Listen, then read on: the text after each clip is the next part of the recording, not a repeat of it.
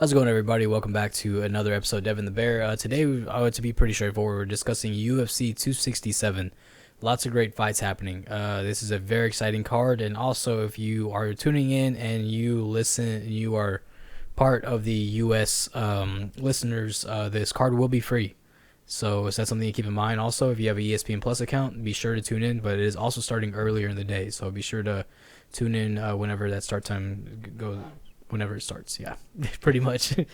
But yeah, man, a lot of great fights happening. I'm very excited for this card. I've been waiting for this one. Yeah, the headline of the prelim is going to be Amanda Ribas and Virna Jandiroba. Mhm. That's going to be an exciting fight. The opener for the main card is going to be Magomed Ankalaev and Volkan Ozdemir.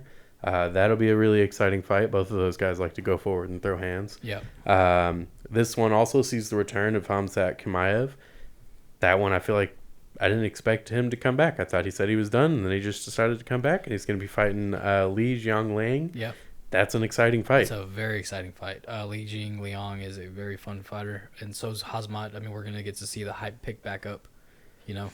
Then you have Volkov and Tybura for the heavyweight fight. That's going to be a pretty solid one. Yeah. Volkov needs to win. Tybura needs to keep his streak going, and he needs to start beating big names. Yeah. We talked about that before, and I think this is the perfect fight for him to prove something, you know? Yeah. At first look, I was thinking it was kind of a weird matchup just because I was like, okay, Volkov is on his way down. Like, why are we worried about him? Yeah. But it definitely makes sense. And so for the mid-card fight is going to be Islam Makhachev and Dan Hooker.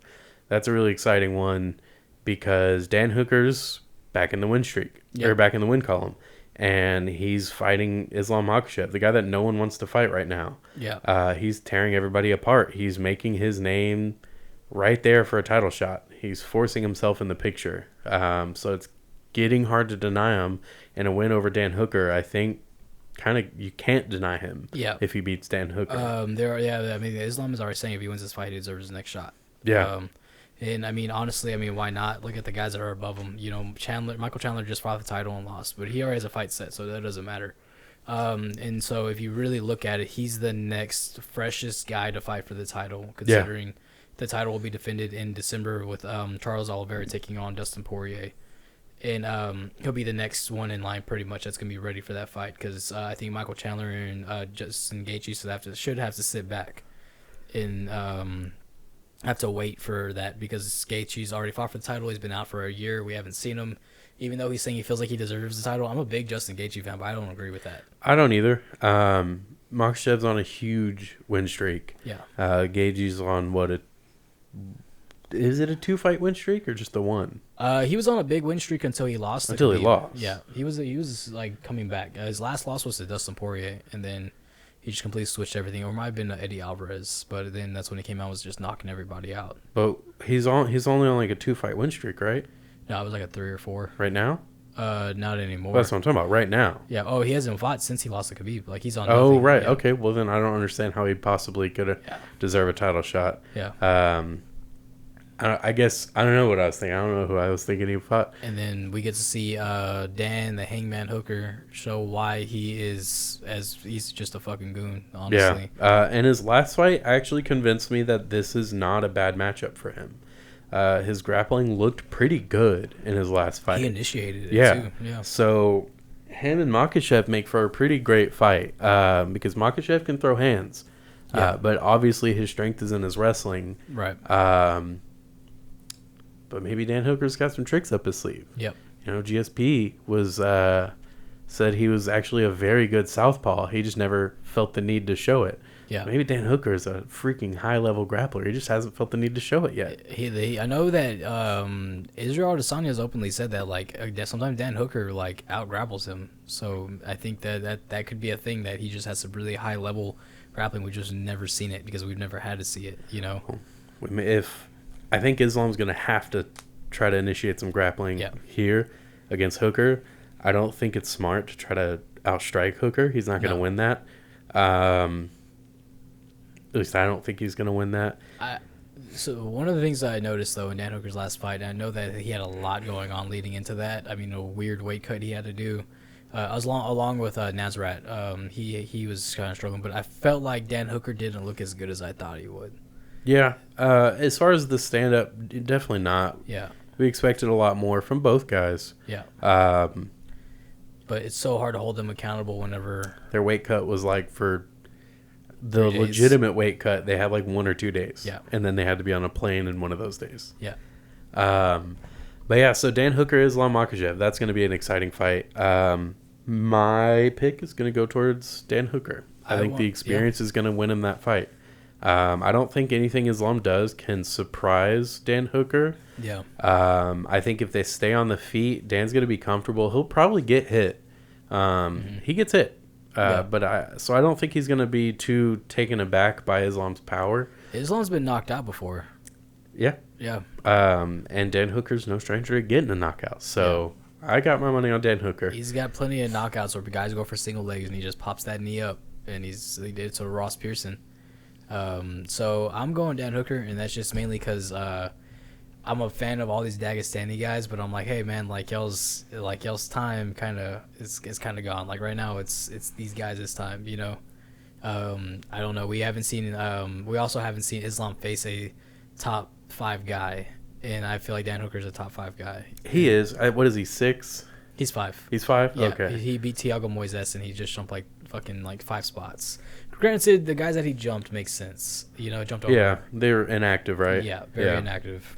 So yeah, that's a really good one. The next one is going to be for the Bantamweight Interim Championship. Yeah. Peter Yan and Corey Sandhagen. That one's a little interesting because you have Aljamain, who is the current champion, and this was supposed to be the rematch with him and Peter Yan, and that didn't happen. Aljamain pulled out. TJ Dillashaw's out with injury. Yep.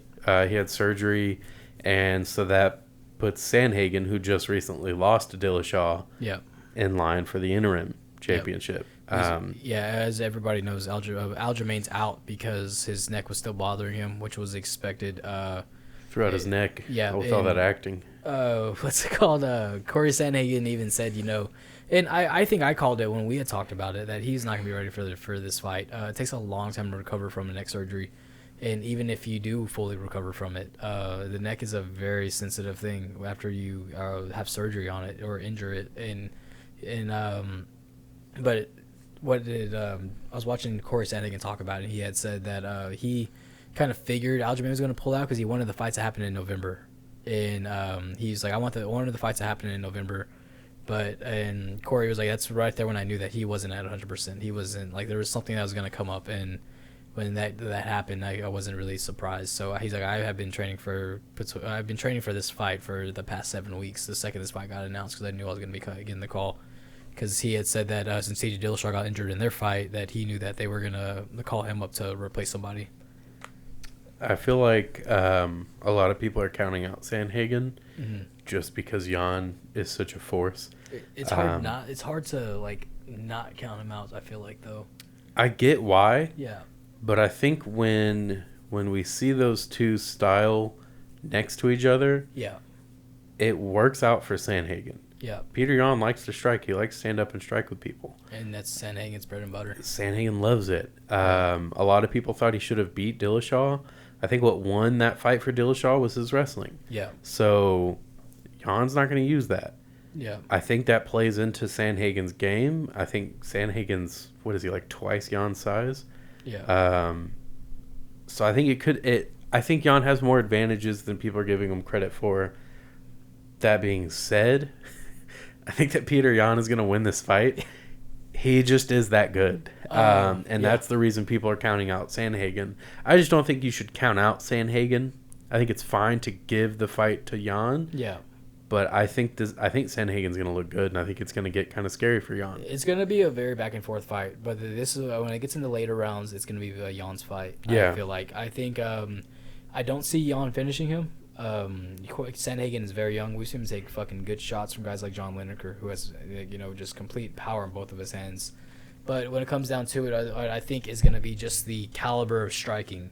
We see Petr Yan has phenomenal Muay Thai. He has great fucking Muay Thai. I wish I wish Jeremy would look into him as much as we talked about him. He's so good, man, and he's when it comes down to it, I just think just his IQ for stand up is gonna just match out Sandhagen's.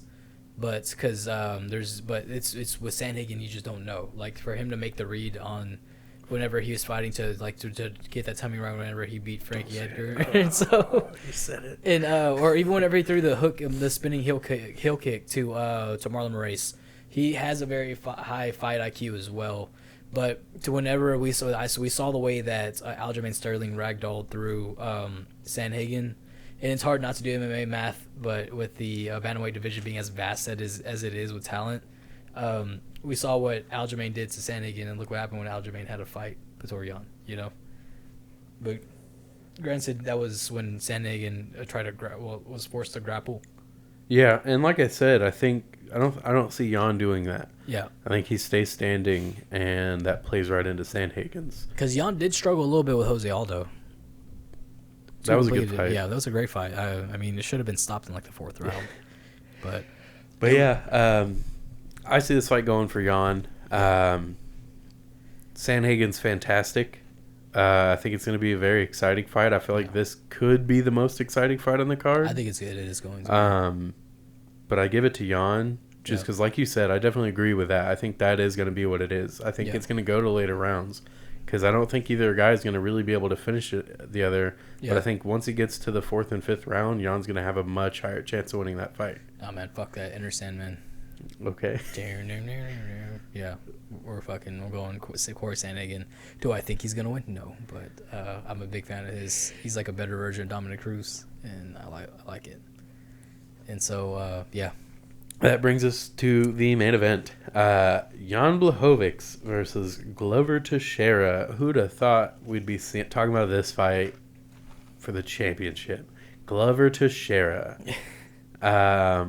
You got to think he's going to retire after this fight, win or lose. I can't imagine he's still going to fight after this. Who's that? Glover Teixeira. I don't see why he would. Retire? I mean, like, let's keep fighting. Oh. Sorry, that's what you said. But yeah, no, I think after this, he should be like, you know what? I fought for the title twice, and I did it. He could win. There's a chance he could win. It's weird how slow he is, but yet fast at the same time. Yeah. Like, you look at his fight against Anthony Smith. Anthony Smith always comes ready, but he wasn't ready for Glover. I don't know what about Glover throws people off. And I'm not trying to discredit him or say he's not good. He's fantastic. Yeah. But he's very traditional. Yeah. And I won't say one-dimensional. Yeah. But he's very tight boxing, you know? Yeah. It's very traditional and classic and, dare I say it, predictable. Yeah. So for Anthony Smith to just not to get demolished the way he did was crazy. Oh, man. He beat the shit out of Anthony Smith, dude. It's weird, but Glover hits like a truck, dude, and he has a phenomenal jiu-jitsu. We've seen him submit some top quality guys. He's come back from adversity against Ion Cutelaba. He got hurt, and then he comes back and he chokes out Ion Cutelaba. And so I think with that, I think Glover is just another top tier fighter that we've just never noticed that he was top tier because he's always just fought really young, great fighters as well. John Jones, Alexander Gustafsson, Anthony Johnson, all those guys. But that being said, I think Jan Blachowicz takes this fight. What's it called? That's where I'm going with that. Just I feel like it's just Jan's time. It's the era of the Polish power. Yeah. What was it? Polish power versus old man strength? Yeah. Grown man strength. So old man strength's real, man. I would tell you one time, like, I was messing with my Grandpa Joe, and Grandpa Joe is shorter than me, to give you an idea. I am 5'4", and I was like 14 or 15. I was messing with him and trying to like wrestle with him a little bit, and he picked me up and fucking threw me. And I was like, what the hell was that? And he looked at me and he's like, that's called grown man strength, and it's a real thing. Yeah. I feel like you missed that whole story. I didn't. No. Yeah, I got Jan in this fight as well, though. I think his style is just going to be a bit too much for Glover. Yeah. But then again, maybe we're just not giving Glover credit. Like you said, the old man strength's no joke. It's real. Yeah. So. Has your dad ever shown you the grown man strength? No. Like you ever like mess around or something, and you're like, holy shit, he's really strong. No. I slap boxed my dad when I was like 13 one time, dude. He almost knocked me out with a slap. But yeah. Yeah. I just think that Jan is just a better fighter. I'm just kind of rambling right now. I see. But yeah, Jan is just he when it comes down to it, he's very technical as well though. I mean, we've seen him fight against Israel Adesanya, and he was outstriking Israel Adesanya, who everybody thought was gonna beat the shit out of him. You know. Yeah, and Adesanya's young. He's fast. He's wild with his strikes. Yeah. And Jan was able to completely control that and subdue him. Yeah. So I would think you have to have a different approach against someone like Glover because, like you said, he has high level submission game. So you can't just take him down and hold him there and expect to win that way. Right. Because Glover's going to be a bit more offensive off his back than Israel Adesanya would be. So I see that fight kind of being, I won't say a slugfest, but it's definitely going to be some hands throwing down, and they end up against the cage a lot. I think they're start off a little timid, but like you said, they're going to be kind of respecting each other's power. Yeah, for sure. But I think Jan gets it done in the second round. I think he gets knocked out. Yeah. With that fight, though, what if Glover wins? That's going to be crazy, dude. I want him to retire just because if you win, like, what happens with that division? Like, what is going on? Dana White's gonna be a dick and make him fight, though. Yeah, because just like with Francis Ngannou, do you know what's going on with him? No. So if he wins his title fight coming up against Cyril Gane, his contract extends for a few more fights. Yeah. It's a championship clause, something like that. So if Glover wins, the UFC could extend his contract for a few fights. Yeah, and they're going to force him to fight. There's no way that they're going to let him retire undefeated. Khabib is a completely different thing. Yeah, you know? and the whole thing with Francis is that he wants out of his contract. He doesn't even want to fight in the UFC anymore. Oh shit! Because for his last few fights, he's had to borrow money to get around because he can't. He's not making enough money because his fights are too far between. And part of that is he says, well, I know that if I win my next fight, they're just going to extend it. But I don't want to fight in the UFC anymore. Yeah, and this isn't about him not like spending his, like, using his money wisely. Like, he sends a lot of money back to his people over. He's from where's he from? Cameroon. Yeah, he sends a lot of money back to to his family in Cameroon. He's very generous when it comes to helping out the people who got him to where he was, except for Fernando Lopez. But yeah, that's crazy though, dude. I did not know that. Yeah, and so I think by January, if he loses, he gets to leave because I think that's the last fight of his contract. Yeah, but if he wins, he's forced to stay. The UFC's not necessarily. The UFC could be cool and say, "Nah, you want out, then we don't want you here." Yeah, retire from the UFC as a champion. Good for you. Go on your way. Yeah. Or they could force to extend his fight using that clause, and he's stuck there. Yeah. And we all know the UFC won't let you fight anywhere else when you're under contract with them. They did it to Randy Couture. Did what? He whenever he was champion, he what's it called? Wanted to leave, and they wouldn't let him. Oh yeah. Same with GSP. Yeah. I thought you meant they extended his contract. They went to court with Randy Couture. Yeah. Poor Randy. Yeah. So if Glover wins and the UFC pulls that, who does he fight? Who does he fight that he can beat in the light heavyweight division? I don't even think it's about beating. What are contenders in the light heavyweight division? Yuri. Jesus, yeah. That guy's going to kill Glover if they fight. It's a big possibility. Yeah. But then again, Glover is still just as durable than he's ever been. And he's taking damage and he gives it right back. And Yuri doesn't come in with a game plan. And Glover is really technical. He's very smart. Yeah. Yuri's very what's it called, unpredictable. But he can be a little sloppy, and I think that's where Glover can make him pay. Because Dominic Reyes made him pay for it and almost knocked him out. Well, he did knock him out. Yeah. Before he knocked out Dominic Reyes with that spinning back elbow, because Dominic Reyes got sloppy. He got really, really hurt on the feet. And so I think that's where Glover... I don't count Glover out when it comes to that fight. If he wins. Yeah, I think I'm just on the Yuri Prochazka I don't blame hype you, though. train. I mean, dude, that dude's a fucking animal. But yeah, man. And the fact that he doesn't prepare for his fights other than just basic training and sparring is crazy. It's nuts. He just likes the fight, and that's it. I think it's super cool, though. Yeah, it's really cool. Yeah. And his antenna's getting even longer. It's even crazier. He's got a fucking mane now, dude. I saw him let it down. But, yeah, so I guess just with that being said, let us know your fight predictions. Comment it. Message us on Instagram about it. Reach out to us. We always like to. We can talk about MMA with people who barely watch the sports, the people who watch it as religiously as we do. We want to hear y'all's thoughts and opinions on these fights.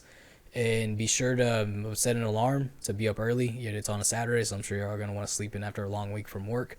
But these are great fights. Don't miss out on them. And it's a free card, so that's even better. The prelims are just as stacked, like we had said. The headline is going to be a really fun one with Amanda Hebos and Virna Yonderova. Yeah. Both of those women are very fun to watch fight. Yeah. Great submission games from both of them. I think Yonda takes it, or Virna takes it. Yeah. If it stays on the feet. And so what was I gonna leave off with? Oh yeah, we got an Astros game to catch. So. Yep, Astros game. We got the PFL fights. Kayla Harrison, Clarissa Shields, not fighting each other, but they're both fighting and they're both fun to watch. Yep. So y'all take care.